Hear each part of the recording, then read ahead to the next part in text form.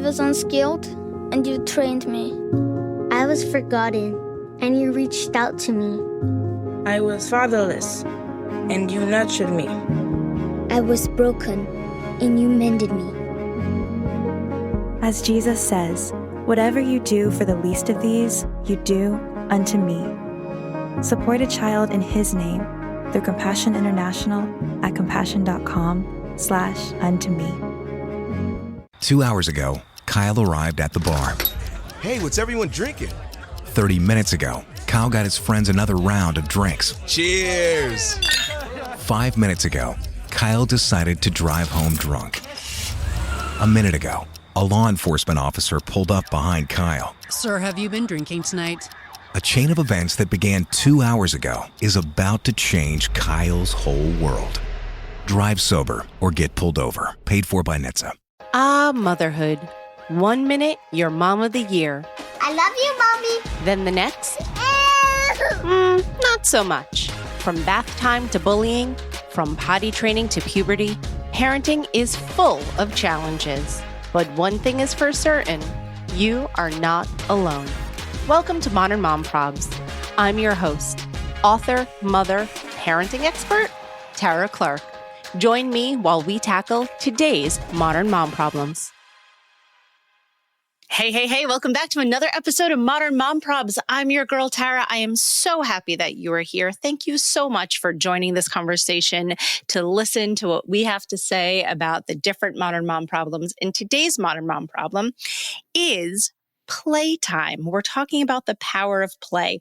I am joined by my friend, Dr. Kim Van Hoosen. She is known online as the Parentologist. So you actually may follow her on Instagram or her blog. She is a mother of two, and she is a licensed family therapist who specializes in play. We're going to talk about the power of play, parenting through play. How many more times can I say the word play? She has a new book out called Parenting Through Play, Creative Strategies for Building Better Behavior, Deeper Connection, and Positive Communication. Kim, welcome to the show. Thank you so much. I'm so excited to be here. I'm so excited for you to be here. We spoke for like 20 minutes before I even hit the record button. We had like a whole lifetime of different conversations before we even got going. Because there's so many things going on. You have a new book coming out. We're going to be on a panel together at Mom 2.0, which is like so many exciting things. So for folks who aren't familiar, tell us a little bit about yourself and a little bit about your work. Of course, I would love to. So as you know, I'm a mom of two. That's my most important and favorable job. I absolutely love it. I love being a mom. My daughter just started middle school this year. She just turned 12. I have a son who's turning 9 soon. He's in 3rd grade. So it's just been a wonderful journey. And that's like my favorite job, like I said. So but what I actually get paid to do is I'm a marriage and family therapist. I'm licensed as a therapist, but my specialty is working with small children, usually in the 2 to 10 age range. And I'm a registered play therapist. So I do a lot of play therapy in my work. I've been a professor for 10 years and I have my own podcast. I'm a host of a podcast called the Parentologist podcast. And yes, I have a new book coming out in May of 2026 called Parenting Through Play, which I'm sure we're going to dive into more. 100%. But I love what I do. I love my work. I love meeting people online, whether it's through my blog or, social media. And that's how we met. And I meet so many great moms and just people, humans in that space. And I just absolutely love it. I love it. And you've been doing this for a long time too. I just celebrated my 10 years. I literally pressed, send on my Instagram account 10 years ago this past September. And I had literally 0 followers. And I put my first post up and I think I had like 2 likes. And I was so excited. I was like, 2 people in the world liked my post, and it's grown since then. But I just celebrated 10 years. So congratulations. That's super exciting. Yeah. I will be celebrating 10 years in February. So It's kind of wild to think how social media has evolved in the last 10 years. I mean, Instagram is it's like night and day from where it had been. We were just taking 100%. Pictures of like lattes in our sandwiches. And now it's like all of this. I mean, for good, bad, and indifferent, it's like wonderful advice and sometimes not so wonderful advice. And sometimes it's really caustic stuff, but then sometimes it's community. It's everything now. Oh yeah. And I always joke that, back when we started, there was no reels, there was no stories, there was nothing, even video like. So just, the old school picture. And that was it, not even a carousel. Like it was just, it was just one solid image. I mean, now that I'm totally going to date myself, but I miss that. I miss the days of the simplicity of that. It's like, I didn't have to worry about doing video. And it's like, now we do video and now we do carousels. And now we got to talk to the camera for the stories and all of those kinds of things. But anyway, that's not what we're here to talk about today. No. We are here to talk about play.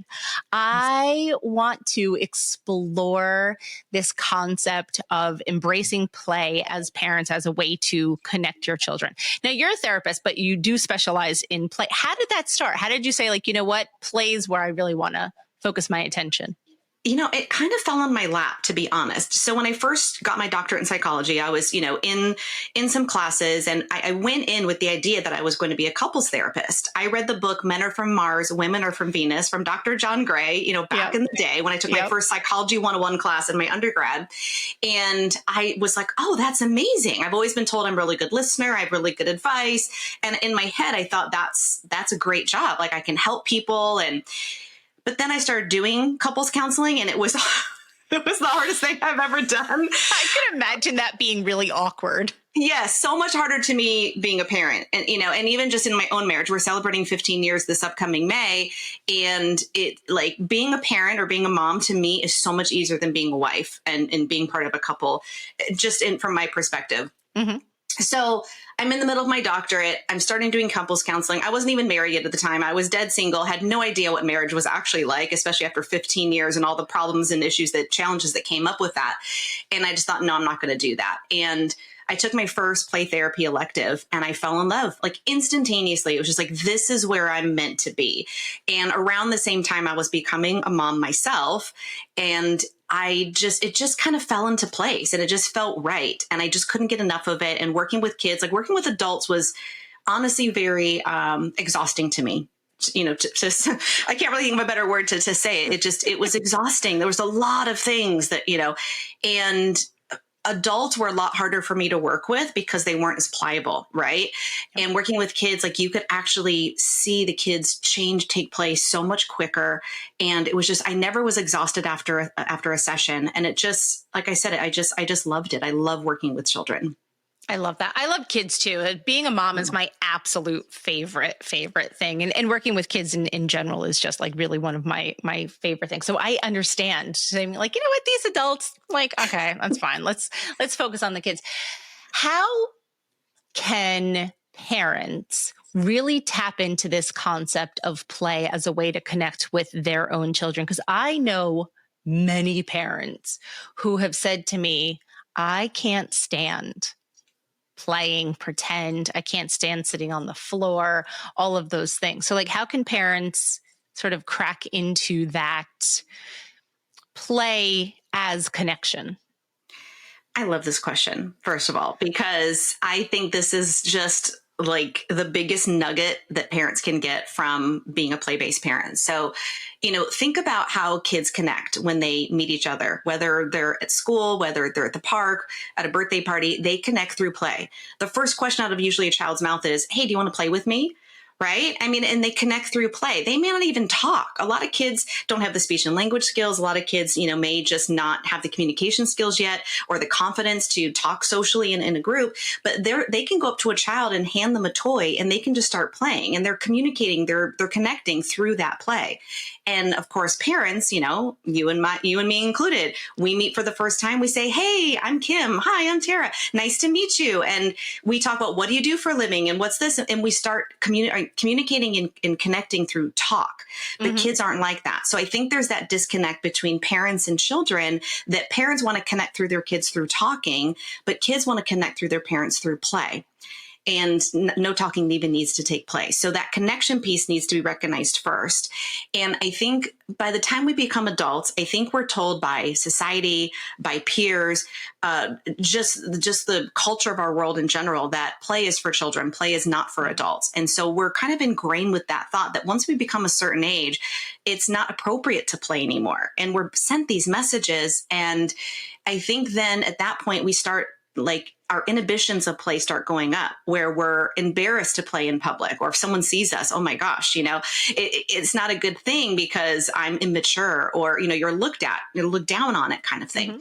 So when you become a parent, like I said, you have to kind of break that barrier first of letting your inhibitions down, connecting with your inner child, and then being able to communicate and connect with your child in a way that speaks their language, and their language is play. So I have lots of, different tips in my book on how parents can do that, how parents can kind of reconnect again with themselves in order to play with their kids. And I have lots of ideas in my book, too, of how parents can do that, even if they're not the kind of parent that wants to sit on the floor, and play with their child and do dress up and, all the things. And, I think there's also the misconception that you have to sit on the floor and be actively playing with your kids in order to connect with them. And that's not the case at all. And like I said, I have tips in my book on how to do that, because you can still play with your kids and connect with them and not actually have to engage in that banter back and forth between two stuffed animals or two dolls or two, whatever it is, like two action figures, So there is a way to do it, even for the most, I would say, stubborn parent that doesn't believe in play. If you read my book, I'm going to prove to that parent, and that's my goal, is to prove to every parent that they can do it and they're going to like it too. I love that. Can you share one or two of those tips right now? Yeah, absolutely. So one of my favorite ones to share is the one that my daughter actually technically, I guess, created this, connection type play. Is I was exhausted one day, and you know how it is. You just have the laundry and the dishes and the work and just all the things. Yep. And I was exhausted. My daughter said, "Will you play with me?" And of course, then the mom guilt sets in of, I need to do this. I should do this. Being a good mom means, giving into our children's requests and things like that. And so she asked me to play with her. And I just said, "Oh, honey, I'm just so tired. Like, what do you want to play?" And she said, "Well, I want to play spa." And I was like, "Okay, what's spa mean? Like, I want to hear more about that." And she said, "Well, you just I know you're tired, Mom." And she was about 8 or 9 at the time. And she said, "I know you're tired. So how about you just lay down?" I did cut some cucumbers for her before I laid down. So we had some fresh cucumbers, And that's amazing. That's right? Fantastic. It's the best ever. And it's so simple. That's the thing, is we overcomplicate it because we think about it too much. But this was so simple. She laid me down on the couch. She lowered the lights. She asked YouTube to put on some spa music, or maybe it was on my phone. I don't know. But she played the spa music from YouTube, and she put the cucumbers on my eyes and let me lay there for 20 minutes while she brushed my hair and gave me a massage by, just kind of, pressing on my arms and my shoulders and things. And it was the most amazing connection. She's 12 now, and we still do it to this day. She's like, "Mom, can we play, spa?" And it's great because you just get to lay there in the dark and get pampered by your kids, but you're connecting with them through this play circumstance. And that's one of my favorite ones to share, but I have a lot more, but that's one of my favorite ones to share. I think love that one. Yeah. Sign me up for that one. I love that. I've never once done that one. I need to get in on that. And my son loves it too. He'll do it with me. He'll do it too, or she'll do it with both of us. And then he'll do it. And they take turns being the spa person. It's amazing.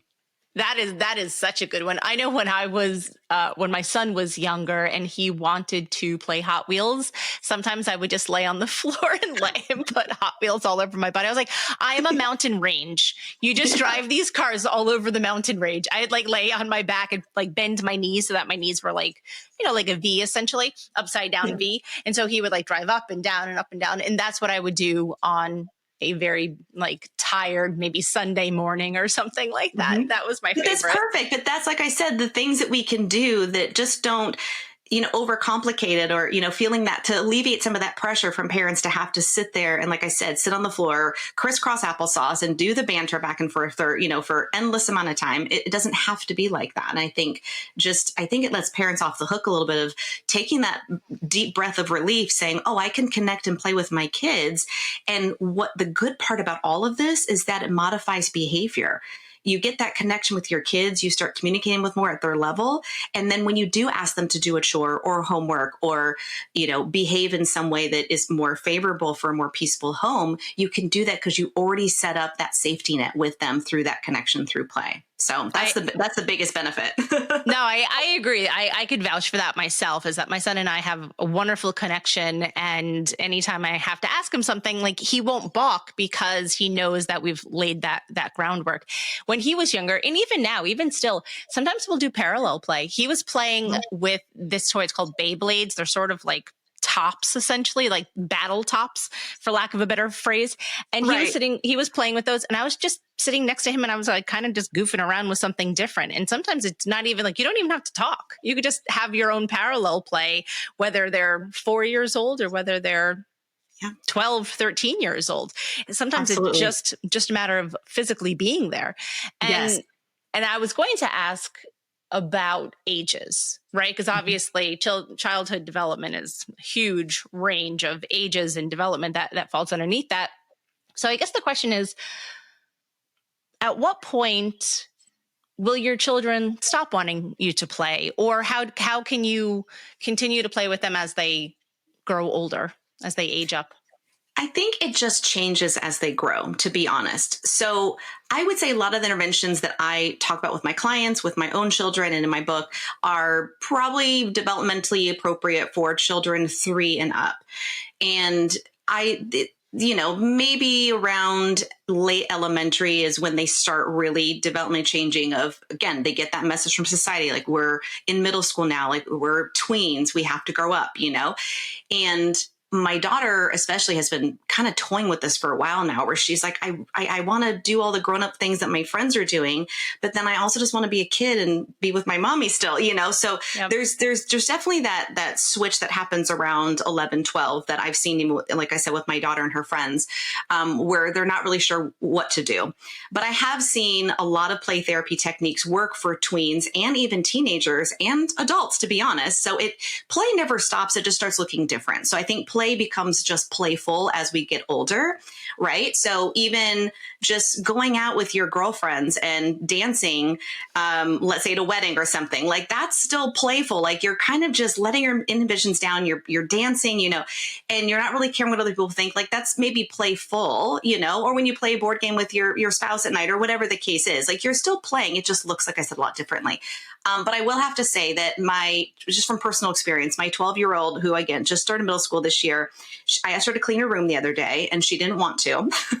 Surprise there. Yeah, no surprise there. We can all relate to that. Yeah. And she turned to me and she said, "Mom, will you do one of your play techniques to help me clean my room so it's more fun, so I can actually get it done?" Of course, I'm like, yeah, she's my biggest hype girl. She's my biggest fan. I love that. And, or sometimes when my son isn't complying as much behaviorally, she'll whisper to me, "Mom, do one of your play-based techniques." Like, she really is your biggest hype girl. I love that so much. I know, she really is. And so, but it works, and I do have some tips on how to get kids to do their chores, clean the room, do less preferred tasks, and it works. And she asks for it. So I would say, and even some of the games I talk about how to get kids to do chores, I definitely could help. And I've seen teens do it. I've seen it on social media. Now, maybe it's for show. Maybe they're acting more excited in front of the camera because their parents filming and it's, being paid for by a sponsorship. Who knows? But I do know that I have seen teens get into like play-based techniques in order to do chores per se, even at the high school level. So it definitely can work for all ages. I would say the sweet spot really is more like late toddlerhood, preschool age, and then through elementary school is kind of the biggest sweet spot. But it definitely can work for older kids too. That might be my second book. I've been told, to kind of, hone it in on this one for a certain age group. And then you're not the first one that have asked me for like tweens, teens, and beyond. So that might be something that I can talk about, later, because there's a lot of research out there that it still works. Yeah, I think that makes so much sense, because I know many parents who are having a hard time connecting with their tweens and teens. And I think that this would be a really good way to do it. Well, one thing that my son and I have been doing, and we've been doing this actually for years, is build Legos together. And I didn't realize how much I absolutely love Legos until he started receiving these big Lego sets for Christmas and for his birthday. And at one point they were like too complicated for him to assemble. So then I sort of like helped him out, right? And so what I would do is I would build them, and then he would play with the minifigures. And so he would have imaginative play by himself. And that's sort of what I was saying about the parallel play.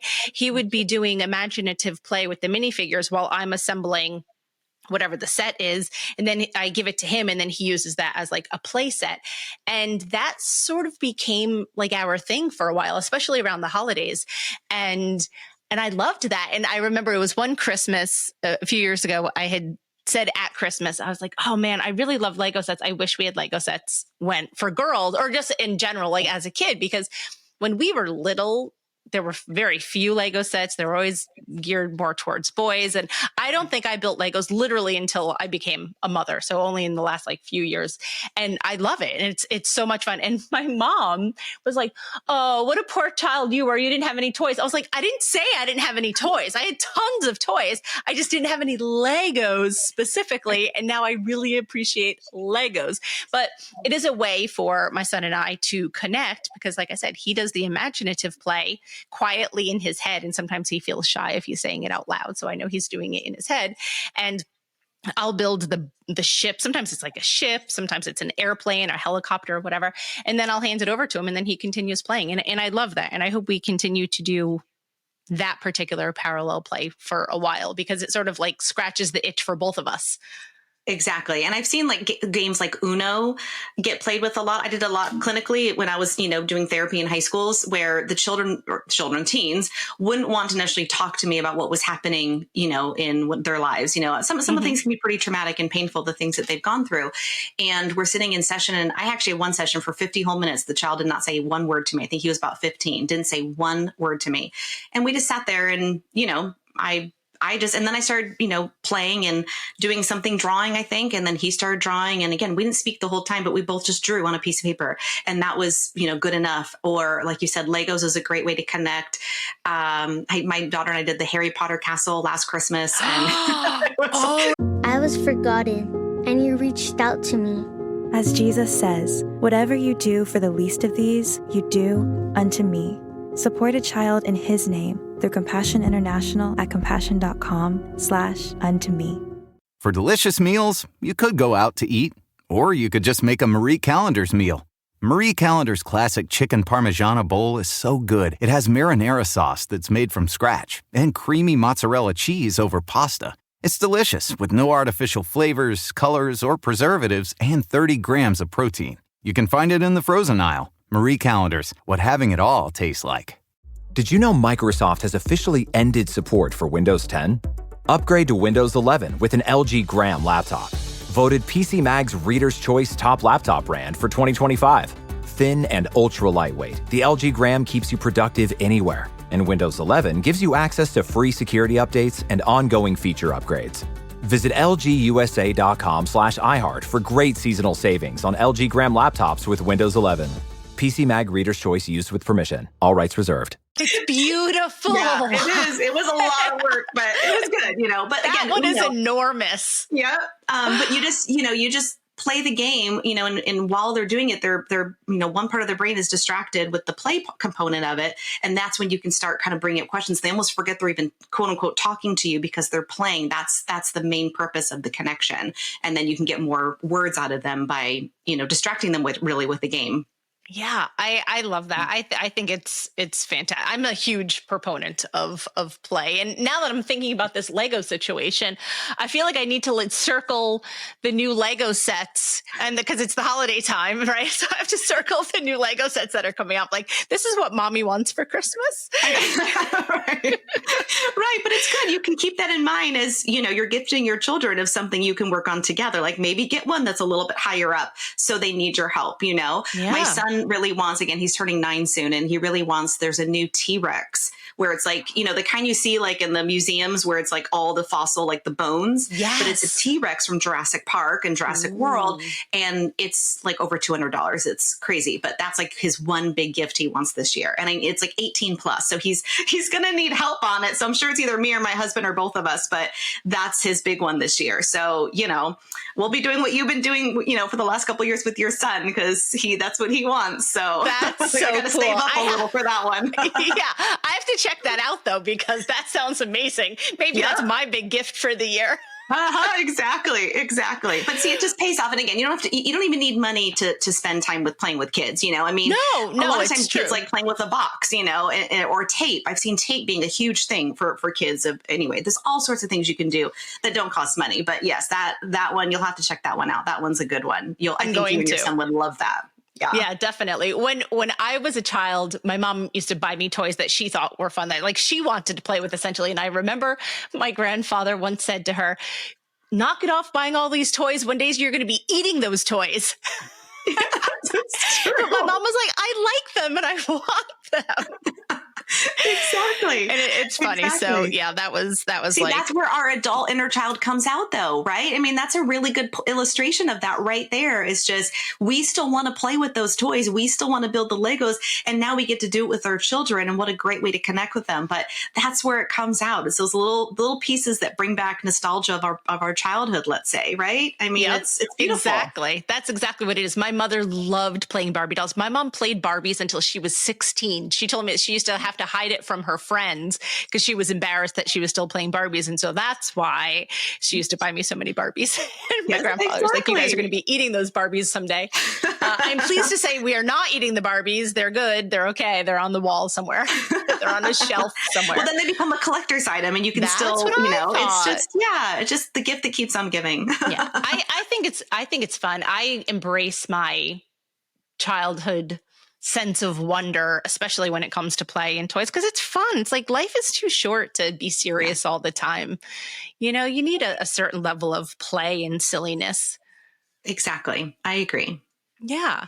I was going to ask you about, I love how I actually totally forgot how I was just so excited thinking about the Barbies. We're excited about play. We can't stop thinking about how exciting it is. No, it's true. How can you use play? So yes, I'm talking about silliness and fun, but sometimes a child is struggling, right? Sometimes maybe they're acting out behaviorally.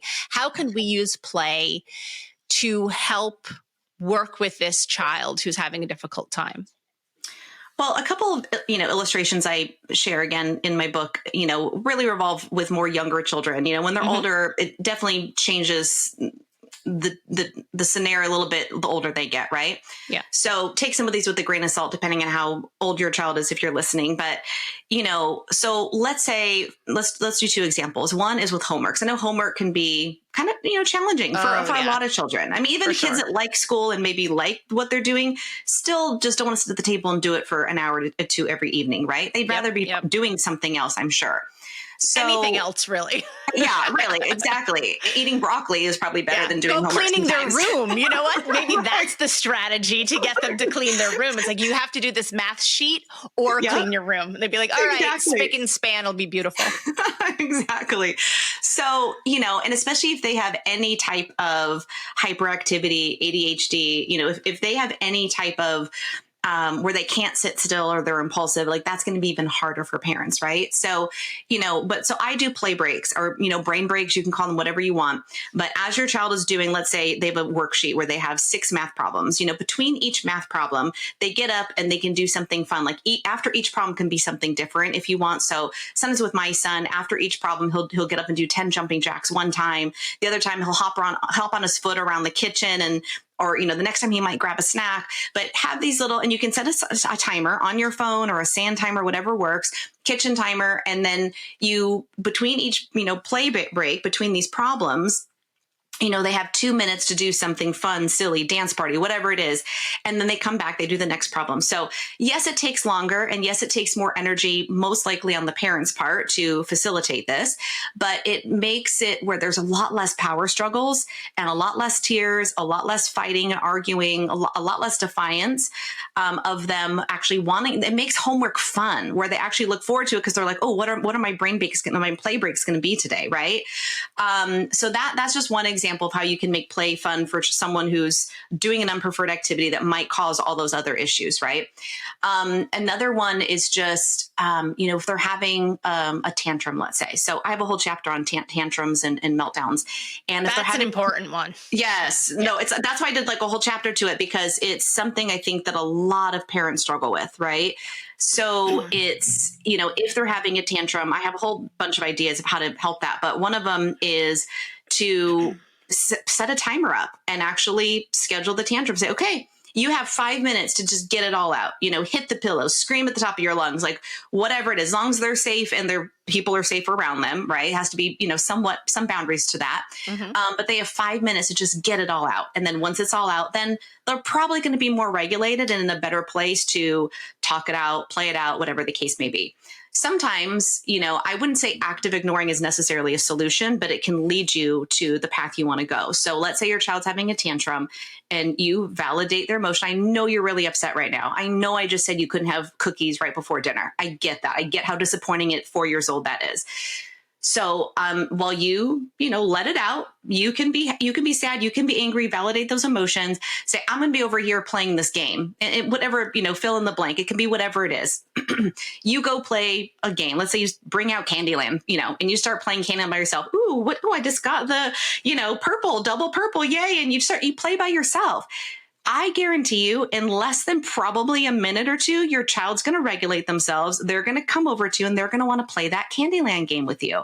So, and then, then you connect with them, they're regulated, you're regulated, and then you can move on to finishing dinner or whatever it is. So again, there's a little more effort and heavy loading to prep for this. And having that type of mindset is a little bit different. We don't really think of, I'm going to use play to solve my child's behavioral modification, challenges, right? Mm-hmm. But it does, if you just put the effort and the creativity and the imagination into it, you can solve all sorts of problems through play.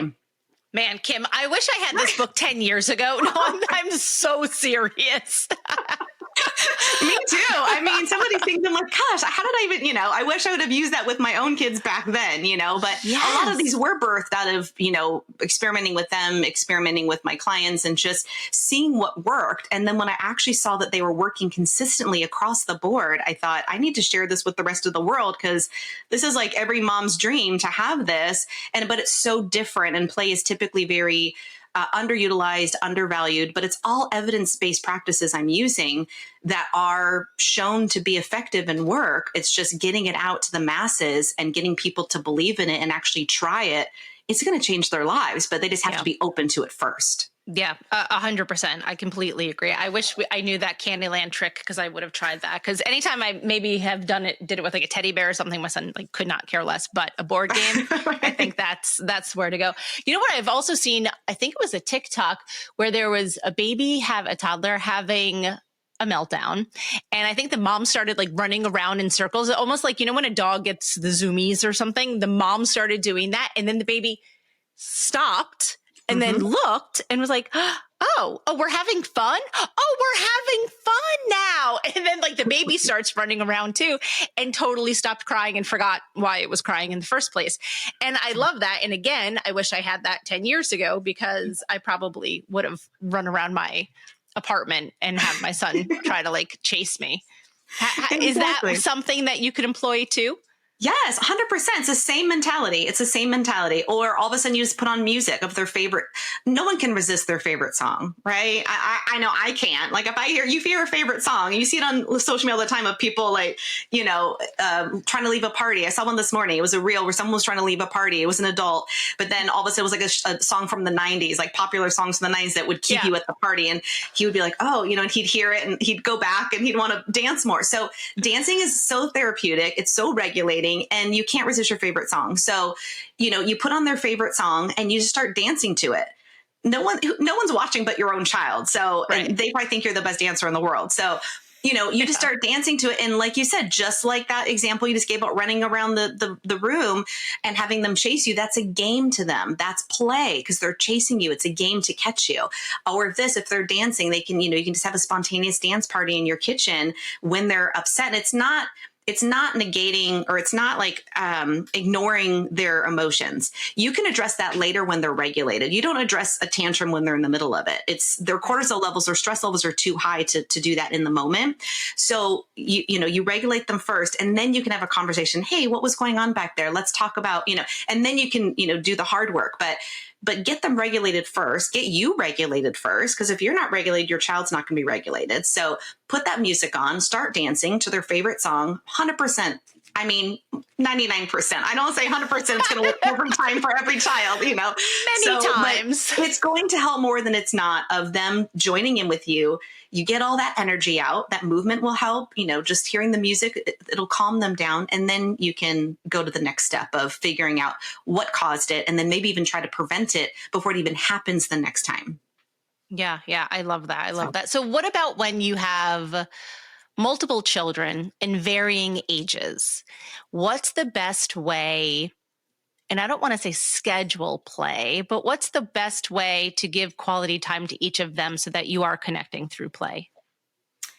I am a big believer that you have to have play dates with both of your kids. If you have more than one, even if you have 6 of them, sometimes you can team them up 2 and 2. But I really think having that one-on-one time with each child and each parent or each caregiver that's in the home is vitally important to having that strong connection and better behavior and a better relationship overall. So sometimes you can just do little things each week. So I had one parent tell me that their special time each week with one child was to get the mail with them each day. All they did was walk across the street to their mailbox with that child, and that was their special moment each day. It took, 2 minutes?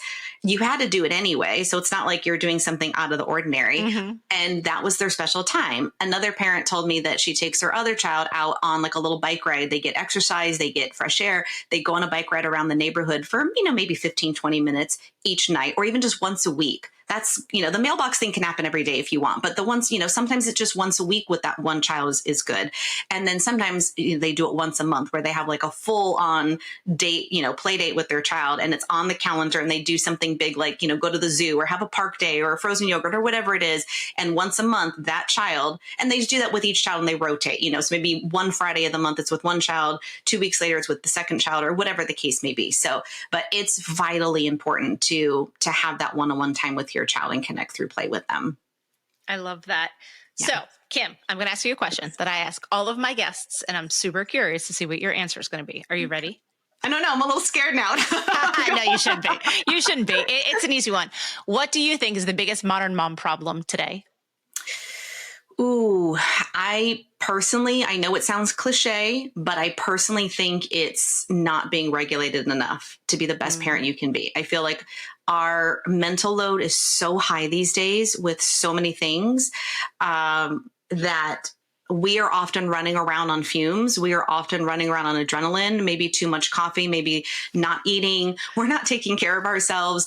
There's hours that go by where I'm like, oh, did I even go to the bathroom today? Like, it's just, we're so crazed with so many things on our plate that I feel like we're just going through the motions a lot of times, and we're not being present enough in our lives and our kids' lives. So, and because of that, our mood has changed. Our mental health has changed. It's all suffering, and it's affecting our relationships around us.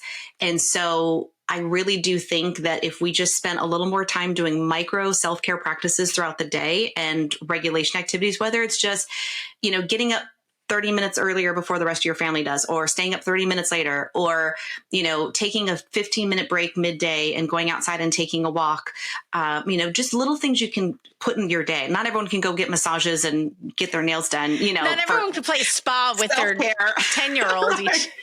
Right, just play spa with your kids. That works. Yeah. But, I just feel like if we're not regulated, our kids aren't going to be regulated, and then it's a whole big mess. Everyone's just at each other's throats, and it doesn't cause for good relationships. They went just feeling guilty, and it just, the cycle continues like a domino effect. So I do think that, I think the biggest problem is not getting enough of that, and moms not feeling like they have permission to take those breaks, I think is even a bigger problem, because we think we do so much for everyone else all day, and we're usually the last one that we think about. And I think that if we start putting ourselves first, if you will, that it'll alleviate some of that. And I feel like if we're in a good place and we're happy and our mental health is, it's not going to be perfect. None of this is going to be perfect ever. But if we at least prioritize that a little more, then I think we're going to be in a better place, as a human, as a mom, as a woman, and also as, a parent and a partner too. That answer is so spot on, Kim, like so spot on. As you were describing that, I was like, she and I live the same life. I go all day. I'm like, did I eat anything? Did I drink any water? Did I have too much coffee? Did I go to the bathroom? All of those things are thoughts that are currently running through my mind at any given point. Yes. And I think that's the thing too, is being a detective in our kids' behavior as well. Because I think our kids act out and we think, oh, what's wrong? Like, cause we're not regulated. So our kids do something and we just get mad at them. And that's when we jump to what we innately would jump to that maybe we were raised with, is we give them a timeout. We punish them. Like we shame them. We, threaten them. Like, if you don't do this right now, then, whatever the case is. And if we're more regulated, then, and our kids act out, we're going to be a little more patient with them. We're going to be, we're not going to maybe just jump to the punishment right away. Maybe we will jump to a play-based activity because we have that regulation already in place. And maybe they're hungry. Maybe they haven't gone to the bathroom in a couple hours. Maybe they're tired. Maybe they're not feeling well. Like, you have to be a detective to find out the motivation behind their behavior, just like we would with ours, to find out what might be going on. And then once we can solve that problem, then they may not be acting out. We just think that sometimes they just want to misbehave, or they're just being defiant and they're just kids. And there's usually a reason behind why they're acting that way. And, as a mom or as a parent, we just have to figure that out so we can help them and not be against them. Yeah, no. So true. You are amazing. Tell everyone where we can find you online, where we can listen to the pod, where we could buy the book. It's on pre-sale right now. Tell us all the things, Kim. Yes, I'd love to. So you can find me. I'm most active on Instagram. I'm on all the channels and all the platforms, but you can find me on Instagram at The Parentologist. My website's the same, theparentologist.com. My podcast is The Parentologist Podcast. I'm very branded. I know. I love that, because when people ask me the same question, I'm always like, it's Modern Mom Probs and Modern Mom Probs and Modern Mom Probs. And so, yeah, you and I are the same. There must be something about starting an account 10 years ago where you knew that you were just going to go all the way with that. I guess I just kind of went with it. And, the book does have a different title. The book is called Parenting Through Play. It's on pre-sale everywhere you buy books, whatever you prefer. If you go through an independent bookseller, Barnes & Noble, Target, Amazon, wherever you'd like to buy and support. But it's called Parenting Through Play. But you will see my name, and it does say founder of The Parentologist at the bottom of the book. So it's even on there too. So you can't miss it. Not going to miss it. You're not going to miss it. I can't wait for everyone to read it, because I think it's so important, from having small children and toddlers through elementary school. It is so key to lay down that foundation, that connection with your children through play. It's something that I could vouch for and say that I've done it with my son. It has worked for us. I'm going to continue to do it now as he's entering his teenage years. I can't say enough wonderful things about play. Yeah. Same here. I love it. I hope everyone just gives it a chance. And I really do think it'll change lives and give so many more beautiful connections with the parent-child relationships, more peaceful homes, and better behavior. So I'm very excited for it, and just hope everyone loves it. That's my biggest hope. I'm sure they will. There's no doubt in my mind. Everyone's going to love it. Everyone go out and order this book on pre-sale now. Kim, thank you so much for being here today. Thank you for having me. It's always good to see you. Thanks for listening to today's episode of Modern Mom Probs. I hope you enjoyed our deep dive in today's problem with me, your host, Tara Clark. Join me next time when I'll be interviewing another great guest and tackling another modern mom problem. If you enjoyed today's episode, please leave us a review and a rating. As always, you could head over to Modern Mom Probs on Instagram and give me a follow. Or check out my book, Modern Mom Probs, A Survival Guide for 21st Century Mothers, available online wherever books are sold. Well, that's it for today. See you next time, folks. I was unskilled, and you trained me. I was forgotten, and you reached out to me. I was fatherless, and you nurtured me. I was broken, and you mended me. As Jesus says, whatever you do for the least of these, you do unto me. Support a child in his name through Compassion International at compassion.com/unto me. For delicious meals, you could go out to eat, or you could just make a Marie Callender's meal.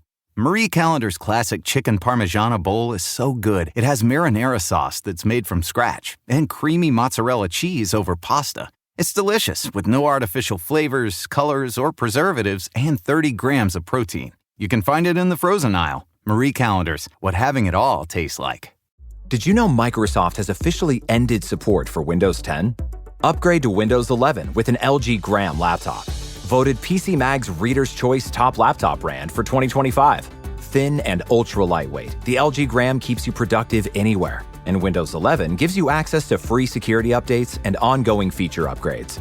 Visit lgusa.com/iHeart for great seasonal savings on LG Gram laptops with Windows 11. PC Mag Reader's Choice used with permission. All rights reserved.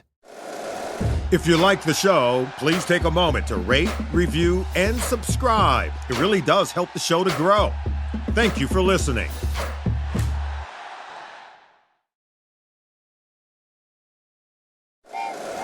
Happy holidays! Want to give your host a gift? Consider subscribing, rating, and reviewing the show this holiday season. It really helps the show grow. From all of us at Believe, have a Merry Christmas, everyone, and a happy holiday.